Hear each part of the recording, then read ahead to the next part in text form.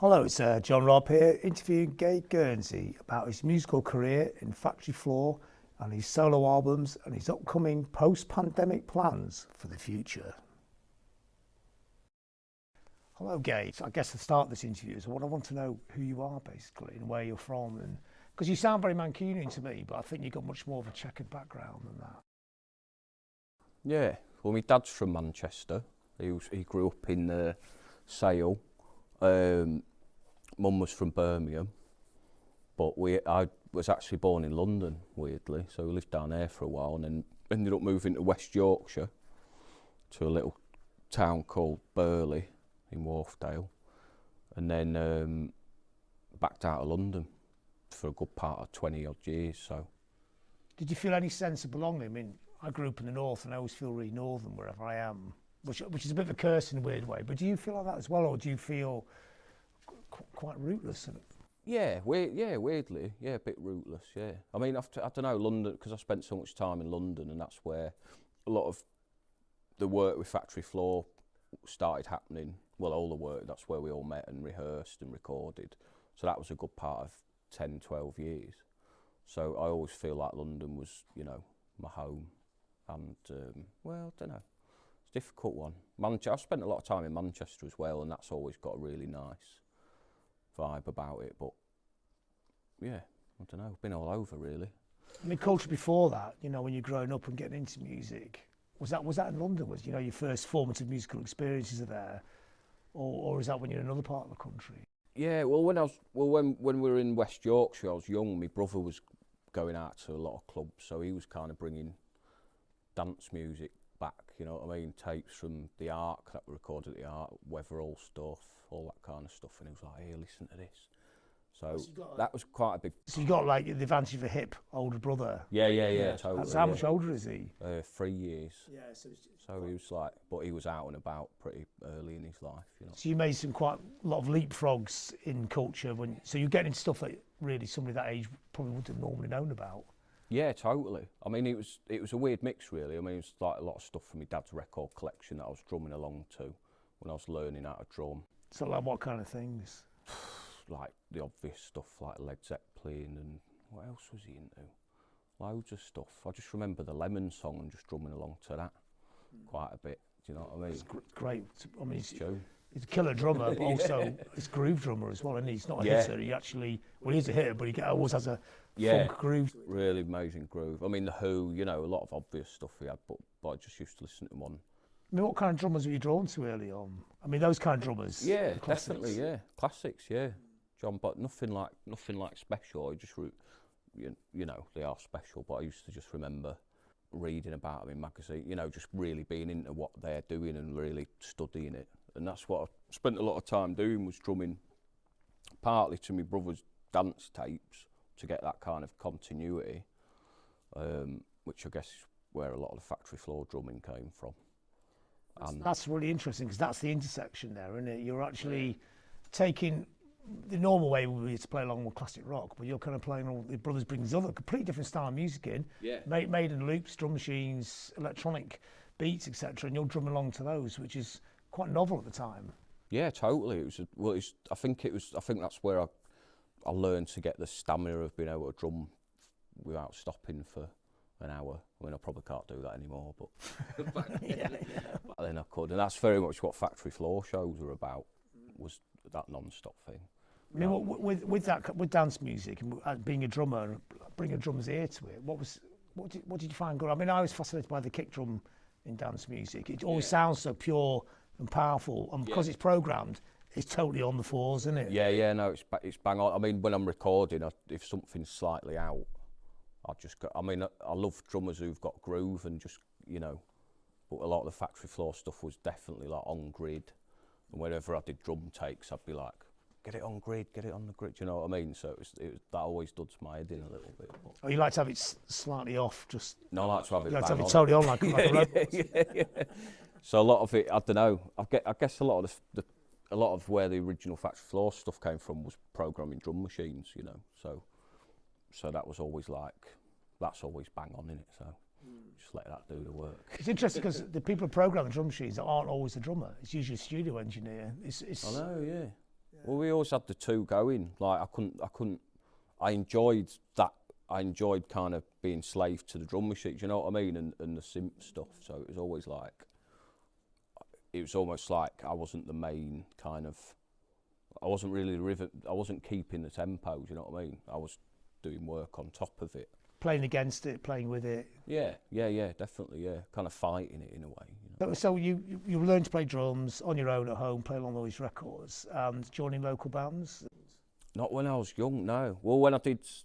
Sure, everybody needs a drummer. It's the one thing nobody can ever find, isn't it? I know, they're still pretty rare, good ones. But yeah, no, I think...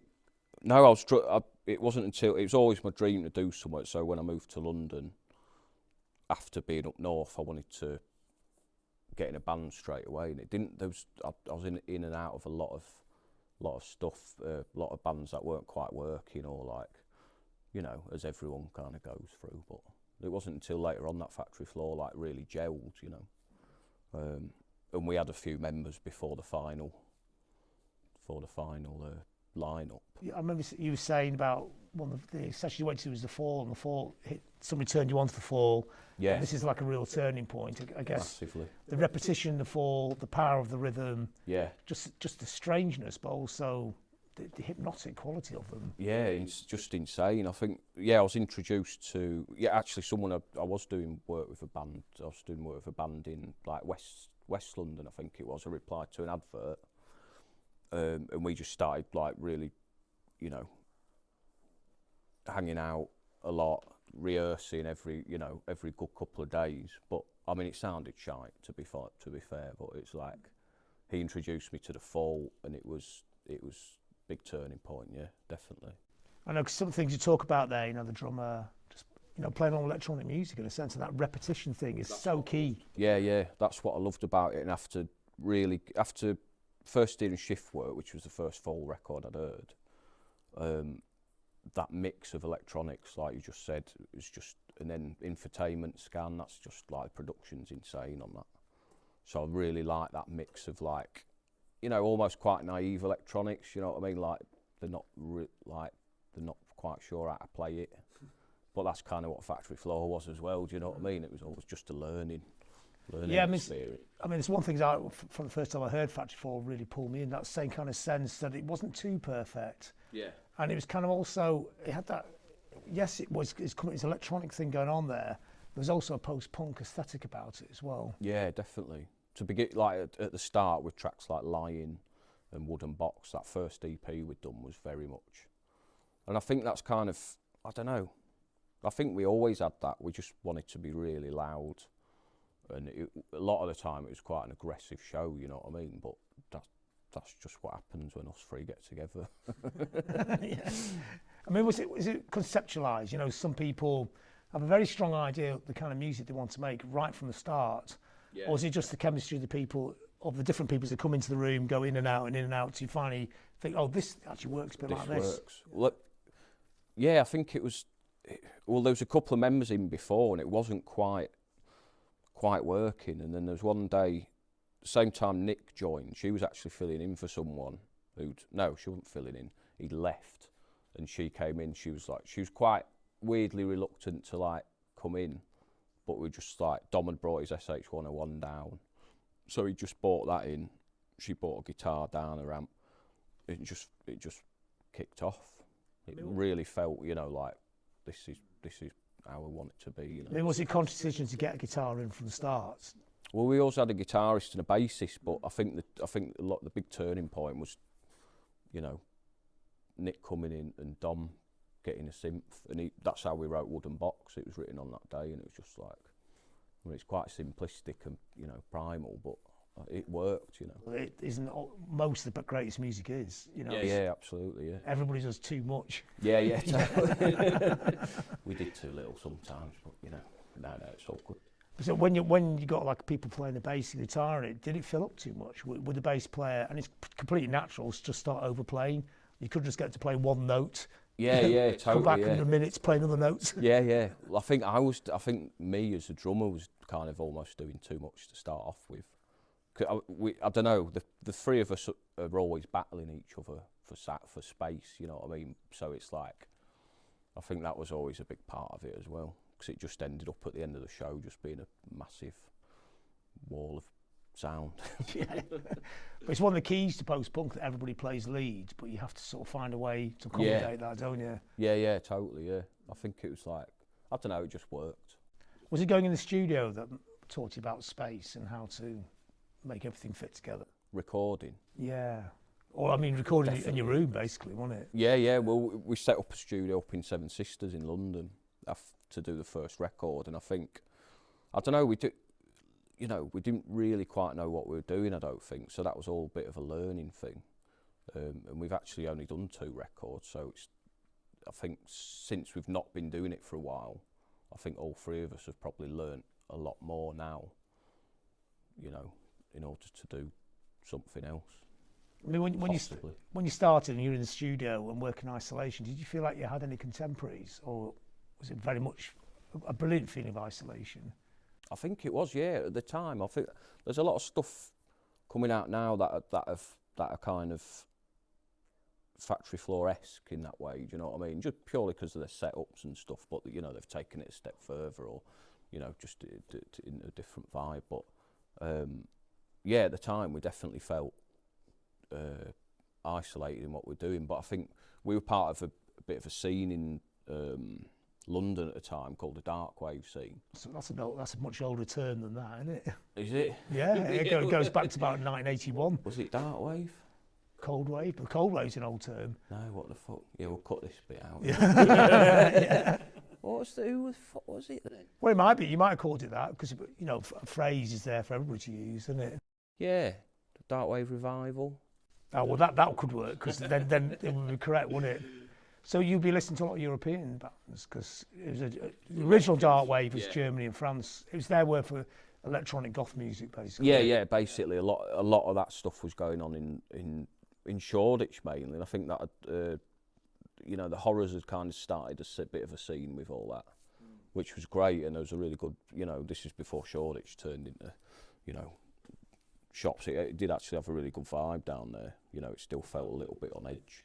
Was this the Horrors when they started, when they're more garagey, or was this when they started to slow it down and... Yeah, no, it was, we were rehearsing at the premises with them. We remember seeing them when they were doing, what's that tune? Sheena is a Parasite. What's the first record called? That was the first single, wasn't it? Yeah, it was, wasn't it? Yeah. So I we thought remember they were amazing seeing them. then. Yeah, no, incredible. It's like they're almost embarrassed about that period. I think I love that period. Yeah, it's brilliant. Yeah, because we just remember they were having having a cigarette out in the courtyard, and we were like, "What's going on here?" And we were doing the same, and then we kind of just both went back into the thing and just created this insane noise coming through.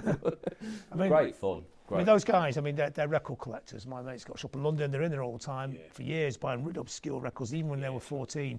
Was that the same with you? Were you kind of backtracking and discovering all this esoteric stuff that wasn't in the music press, wasn't in the music media, but these kind of odd records, and cherishing these kind of strange, dusty corners? Yeah, kind of. I mean, a lot of when we went on tour was spent looking in weird record shops, you know what I mean, in Europe. And actually, when we toured with the Horrors, a lot of both our times were spent doing that.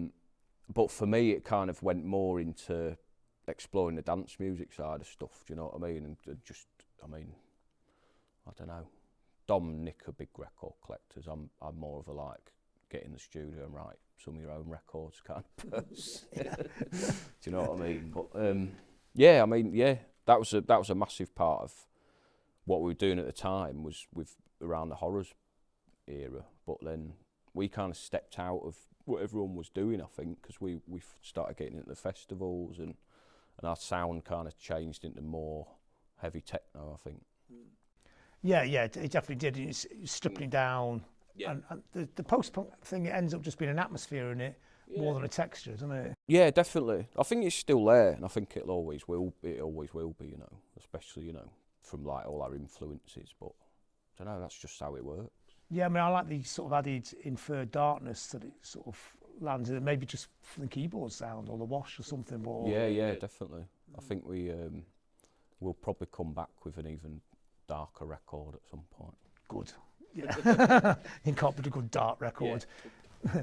I remember one of the very early on when I saw you play, I did meet Nick afterwards, and I said, it actually reminded me of Section 25. And she said, oh, that's one of my favourite bands. And it's like, I thought that's weird that they actually heard of it. I thought it was just so obscure. I thought, oh, they actually know their stuff, these people. Yeah. No, we started off playing a lot of that stuff in Factory Floor. I think the whole idea of Factory Floor was pretty much going down that road until the electronics started creeping in, you know. I guess because there's a bit of history to it. Yeah, kind of that factory period there, they were like indie bands going into electronic, but you've kind of almost gone the other way around and ended up dropping the indie bit and just going electronic. Yeah, just going electronic. It's easy that way, it's easy. I mean, when you're making instrumental music, and a lot of it is instrumental, is it, I mean, do you try and create an atmosphere? Does it sort of infer a story by atmosphere, by sound, or is it just purely about the groove, or is it the kind of the darkness from the keyboard sounds and the washes are important to give it a certain kind of filmic thing? You know, you shut your eyes, you sort of see pictures. Definitely. I think it needs to be. I think what we always wanted to achieve at shows was allowing people to get lost in it completely. Do you know what I mean? So it was very hypnotic. You know, I think a lot of soundtracky in a way. I think it became that when we were improvising on stage a lot of the time as well. So that always fed into it. But I think the whole idea was for it to be an escapism for like the audience and us as well. And I think the greatest shows we did were where, I don't know, you kind of hypnotise yourself almost, and you kind of felt like you were part of the audience. It was quite weird, but yeah, total buzz. And what was it quite interesting when people like Trent Reznor were starting to like pick up on it as well? Yeah, that was completely bizarre, but incredible. I mean, he's an amazing musician, producer.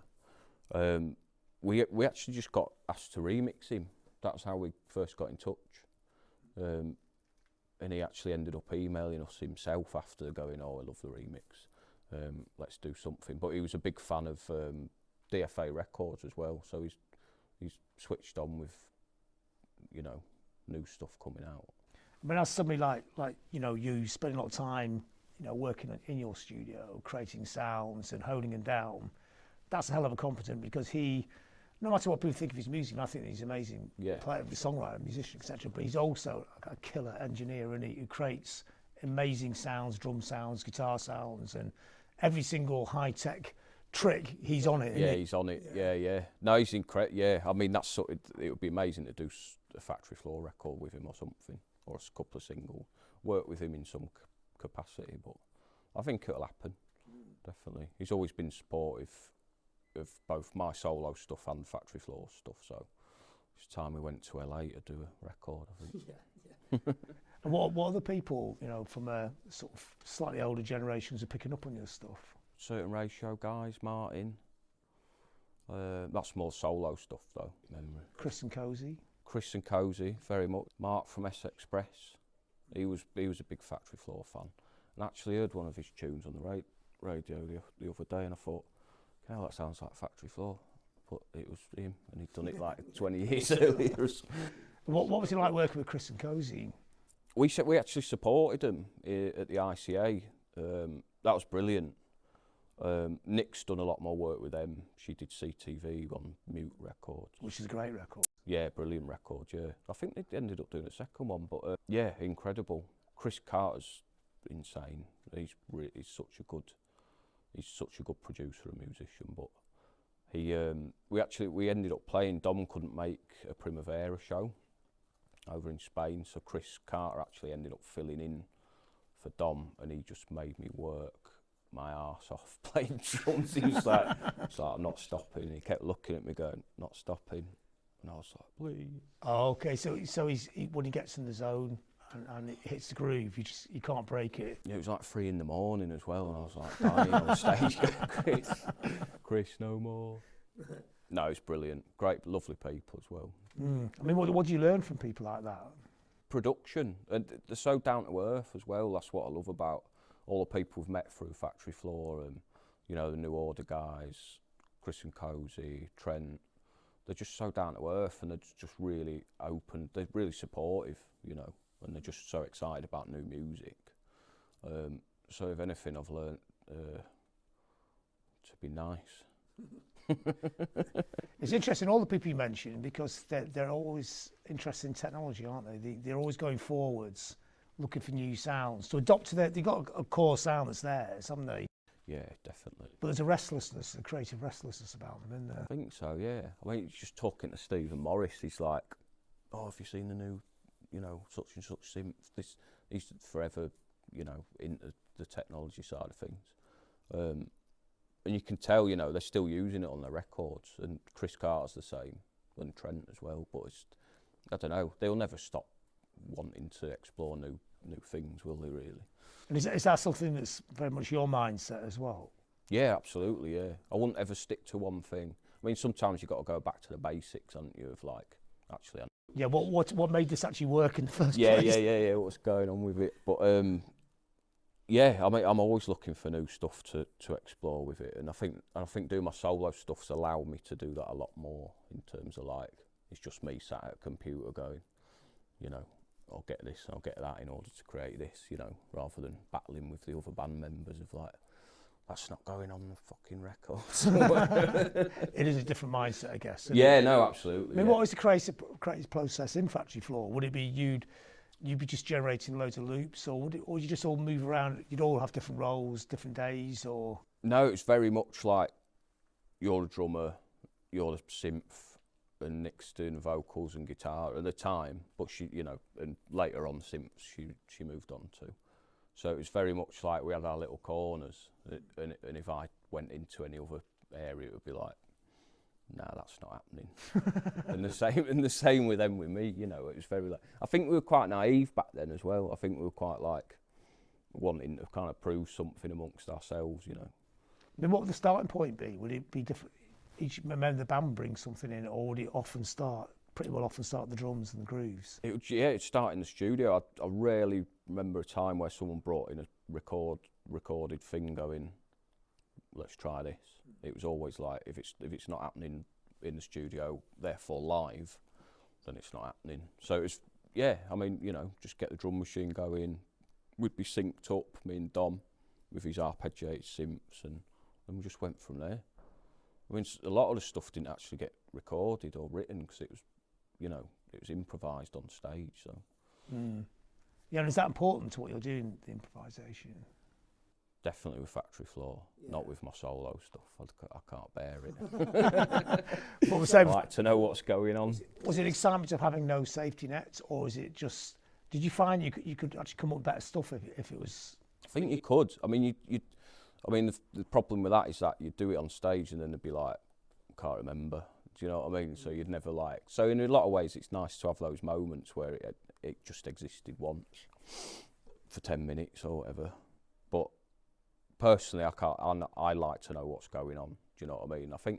I don't know, part of the adrenaline of going on stage was not knowing what was going to happen to a level.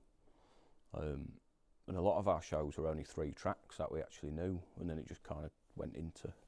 So in a way, like a modern version of, say, the German motoric bands of the 70s, you know, like Neu or Can, where you have a starting point, you have a loose idea, but you can go where you like. Yeah, no, absolutely, but not as sophisticated as Can, maybe. You know? Yeah, but he's a hell of a drum, or was a hell of a drum. Oh, insane, yeah, that was But it's very much in that tradition, though. You know, it's. Yeah, definitely. I think I don't know. You can explore things better if you just leave things to chance a little bit, and that was a massive part of it. A lot of the stuff that we liked and kept in was like accidental stuff, really. So how would you know when to end? Would that be the drummer's job? Yeah, well, and the crowd started walking out for the train. Does everybody sort of look at you? Or? No, I was always the first one off stage, so I was like. That's how it ended? Yeah. You just walked off? Because I was like, no, I'm done. I'm done. Tired. It doesn't have to go to a climax, does it? It's just so repetitive. You can actually go on for another half an hour. I know, I think we kind of, probably. I think we got to that kind of level like 10 minutes into the show. It just seemed to go like that, do you know what I mean? And just like, I don't know. Yeah, a lot of the time it was like a pretty euphoric feeling playing it, you know. There's something fascinating about doing that. So yes, we played organic instruments, but also with you know, digital instruments as well. I mean, there's something, I find that, I mean, obviously we can, everyone's playing, so there's a fluidity and a humanness. But I'm almost more fascinated by people using things that have circuits in them to be loose. I mean, how do you make them loose? I don't know. I think, well, Dom's really good at that, and I don't know. I think it's a tricky one, isn't it, really? You've got to make it sound like it's being played, but it's not. I don't know. It's a weird one. Well, I think there's something. Yeah, you just don't think about it. You just set it up, go, and that's it. And you feel it sounds good, and who cares what works? Yeah. It just works. Yeah. I think a lot of the time as well we were playing off each other, so it was like, you know, with the electronic stuff, it had to have a certain amount of being able to be manipulated. You know, otherwise you won't get that kind of dynamic in the set. So the manipulation of the sound is actually what creates the energy. Yeah, definitely. Yeah, 100%. Yeah. I mean, it's all a lot of the stuff was analog, so it's literally electricity going through wires in it. So in a weird way, it's kind of, I don't know, you can quite humanise it in a way. So you at some point you're going to go back to doing that or something similar to that, or possibly, yeah. It's being talked about, but we'll see. So when you were creating music with Factory Floor, you're working a lot in isolation, a lot of time working on your own.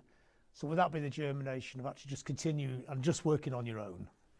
Yeah, pretty much. I think I wanted to. It's a weird one working on your own, because I do miss that interaction with other people, but I also found it an opportunity to explore different, you know, sounds. I mean, you know, Factory Floor, I was primarily the drummer, so a lot of that was working with drum machines and trying to get a good drum sound, which didn't really succeed. But so yeah, no, I just love. I mean, I was always into synths and just exploring and vocals as well.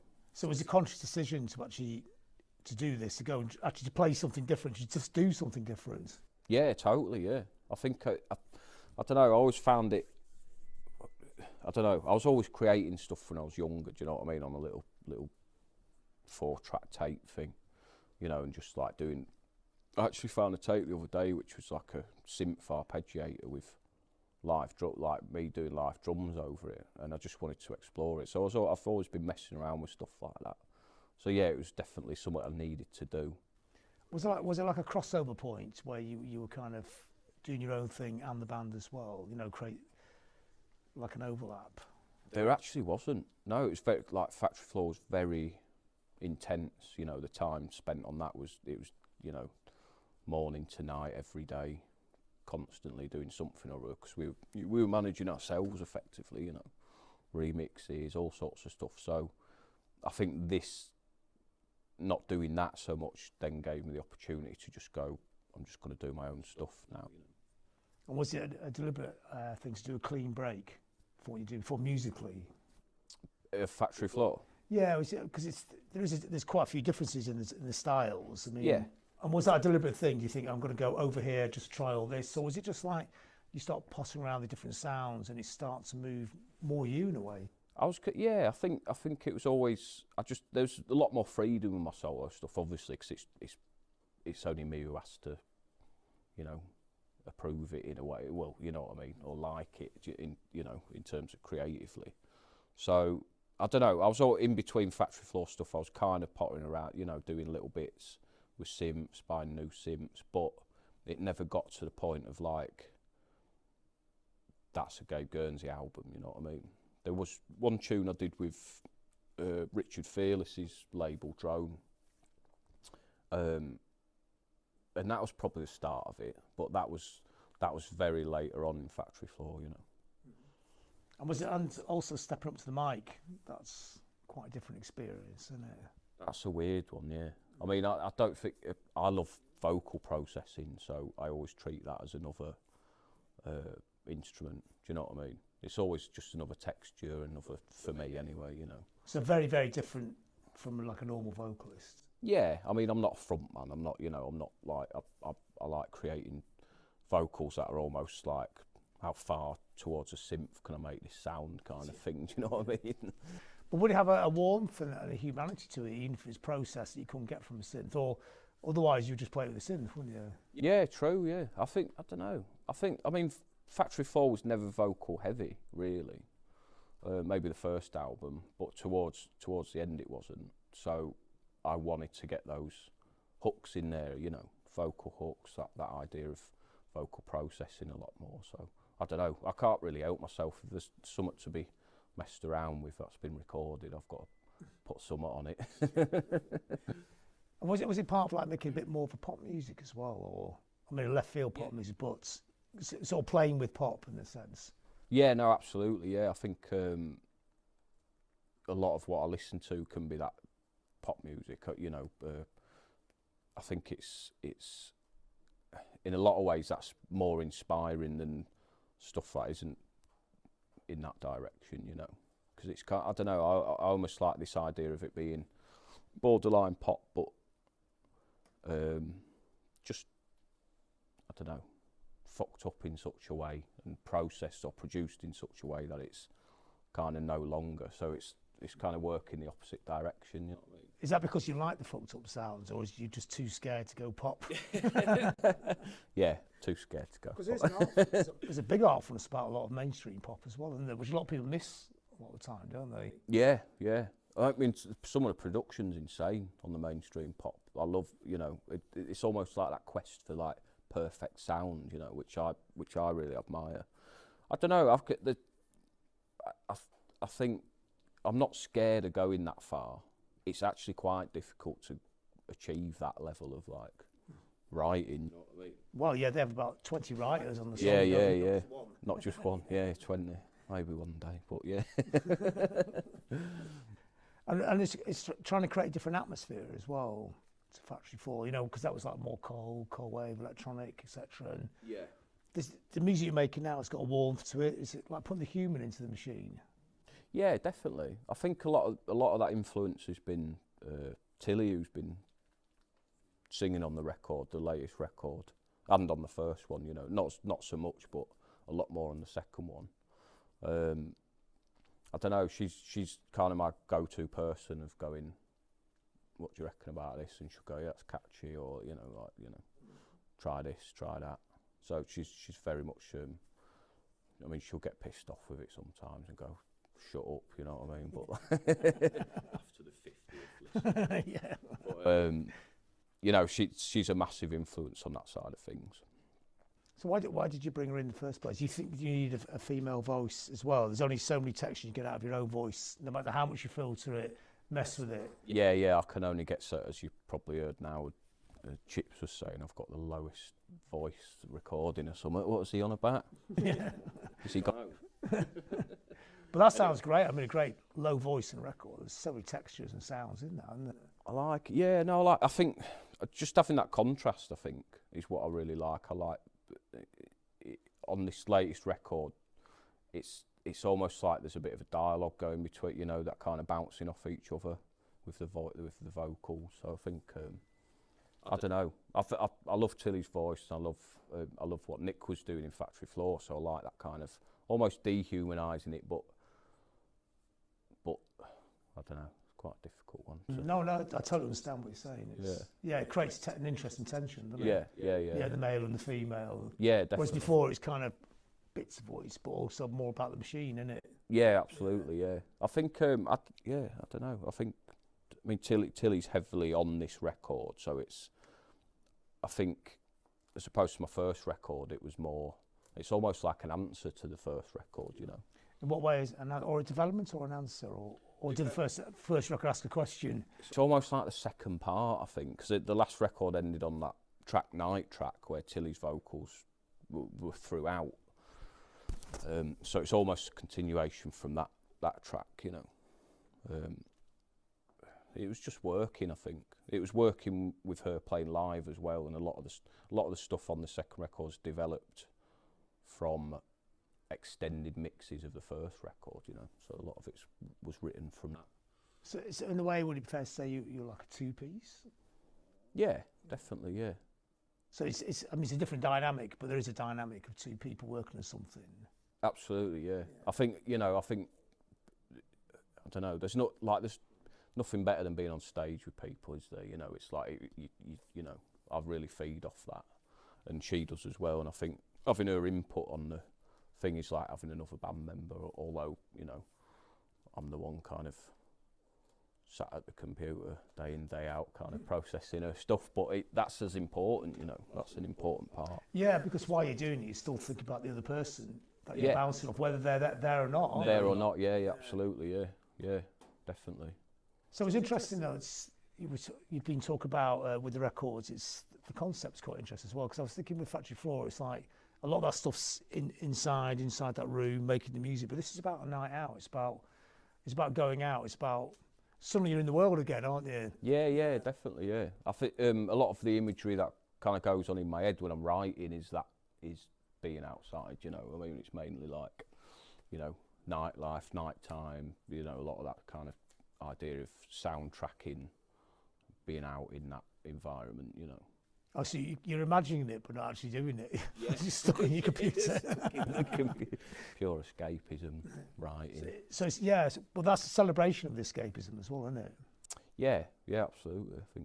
I think I don't know. I can't not help imagine situations when I'm writing stuff. You know. So you're almost soundtracking an idea that's in your head.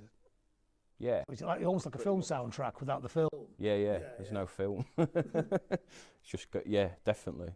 You know, like imagery and stuff like that, and a lot of like films can influence it and stuff like that. But mainly imagination, I think.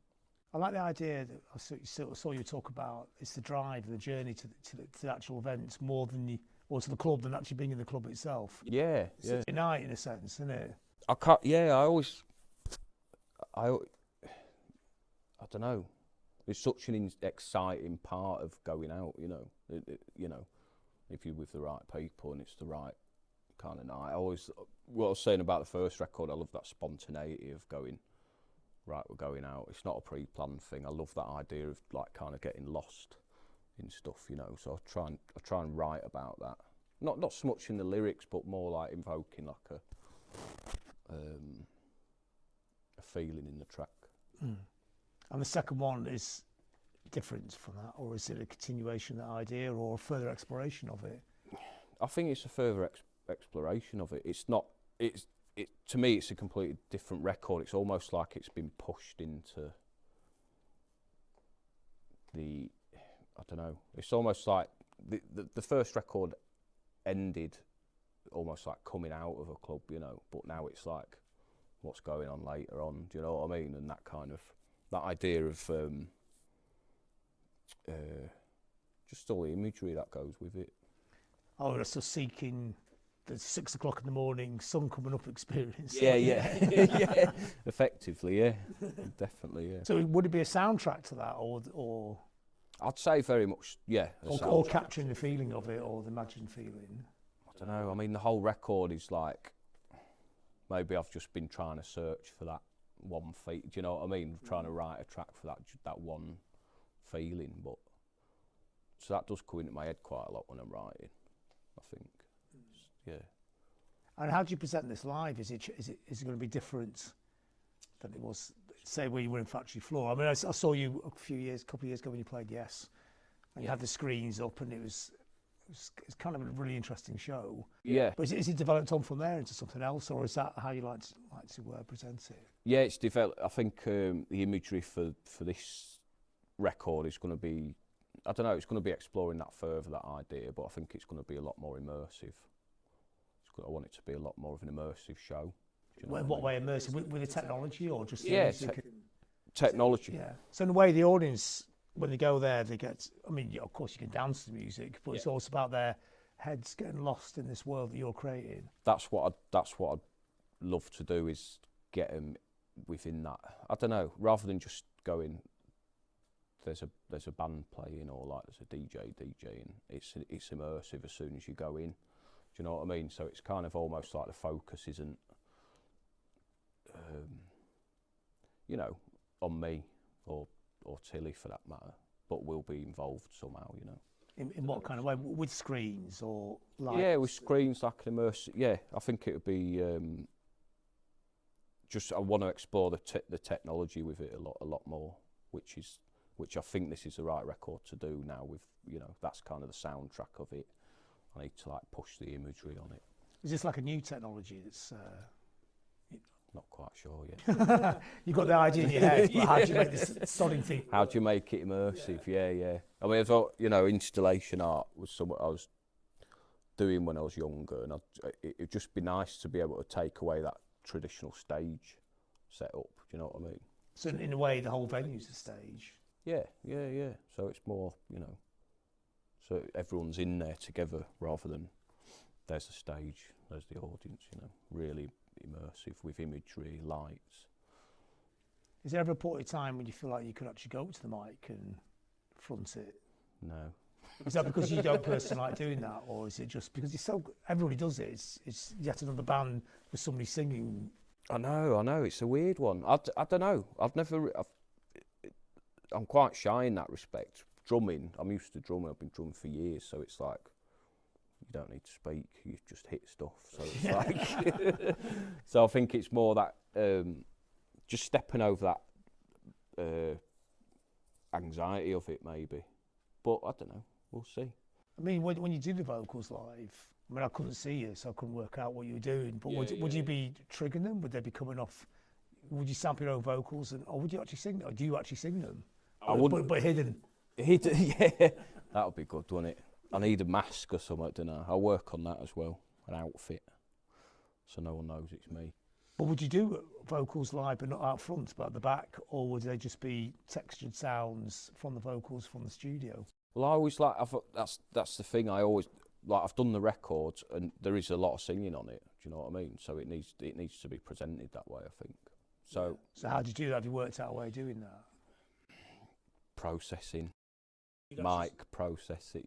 Oh, it so might be interesting. Yeah, so you would sing it and it'd be processed, or would yeah sort of trigger it off a keyboard, or a bit of both, maybe. Yeah, bit of process. Yeah, I think singing and then processing the mic. I love all that stuff. Do you know what I mean? I love that technology, and I think it's getting really interesting at what people can do with the vocals, within recording and stuff. So would you process live?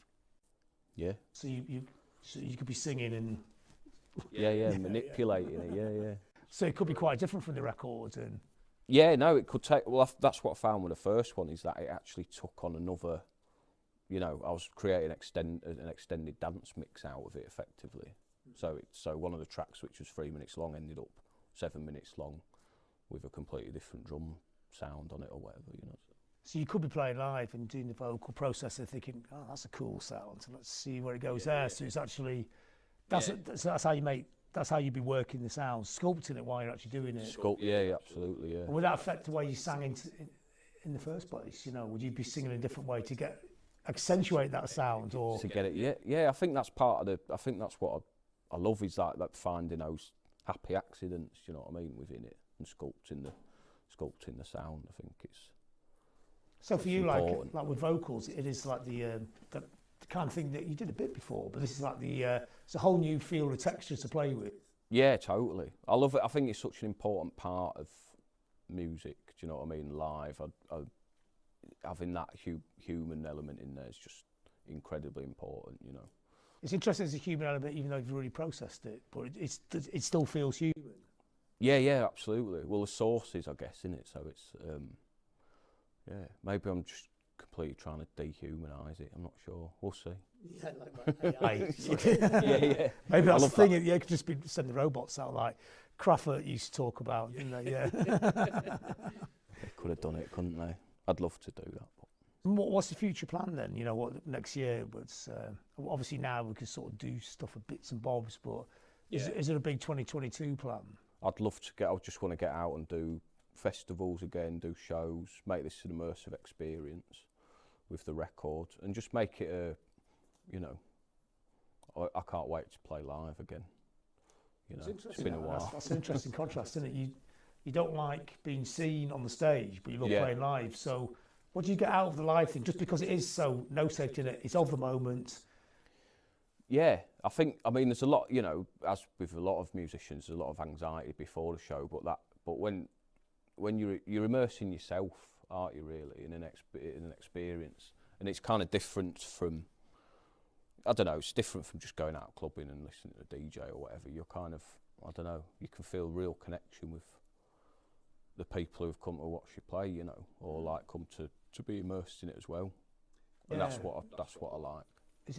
What I've always thought was interesting on the Doors, you talk about the communal mind when they're all playing together. Yeah. But I always think it's extension of the communal mind because it's actually the audience. Yeah. Everybody's in the band in the room at that point of time, aren't they? So the energy of the crowd, which I guess you're feeling, is kind of somehow instinctively altering the way you sculpting the sound on the stage, isn't it? Yeah, totally. It is. Yeah. I think that's the difference between a good gig and an amazing gig, is that feedback. It's such an important part of you play better, don't you? Effectively, crowd's amazing.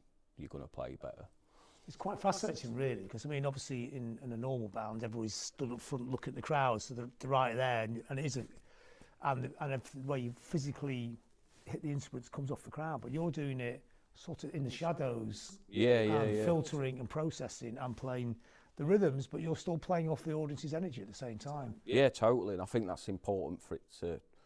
That's why, you know, I've never DJ'd, is that I've not got that control of sculpting stuff as much. I know like amazing DJs do, and they can, but it's like for me, I just want that little bit more to mess around with in order to get that feedback, you know. So the basis of exactly what you do and what really inspires you is sculpture. Yeah. Yeah. Like sonic sculpture. Sonic sculpture, yeah. I mean, where do you take that? I mean, obviously, like your thing is great, but remixing, you've done those before, but soundtrack, do you go into that direction, or do you just hone in on what you're doing here? Or do you, like we talked about earlier in this part of the interview, experimenting with pop, do you go deeper into pop? I'd love to. I'd love to do all of those things, really. I think pushing that into more pop is something me and Tilly are definitely going to do next year on the next few tracks. Soundtrack as well. This album actually started off very soundtrack. You know, those rarely beats going on in it, and it kind of something didn't feel quite right about it for that record. You know, just for this one. But there's a lot of kind of I don't know. It's still got a soundtrack feel to it, but it started off very minimal. This record, you know, so it'd be interesting to listen back to the stuff that didn't make this record and see if it's still working. Well, not a great soundtrack is minimal, isn't it? Yeah, no, absolutely. It's actually really hard to do. From Morricone to DJ Shadow, you know. Yeah, because you're feeding off that. I mean, you're feeding off that the imagery, aren't you? So it'd be nice to do something along those lines, definitely. And the way you describe the way you make your music is soundtrack, isn't it? Yeah, absolutely. I mean, you're not sat in front of the film making the music inspired by the images. You're inspired by the images that are actually in your head. In my head, yeah. Whether it's a night out or before in Factory Floor, just some imagined cold, sterile thing you're trying to soundtrack there as well. Yeah, definitely. So I'm basically soundtracking your own head. film. So maybe you have to do it the other way around, create the film to go with the soundtrack. Yeah. What have I been doing all these times? Anyway. Okay. Nice one, John, yeah. Thank you.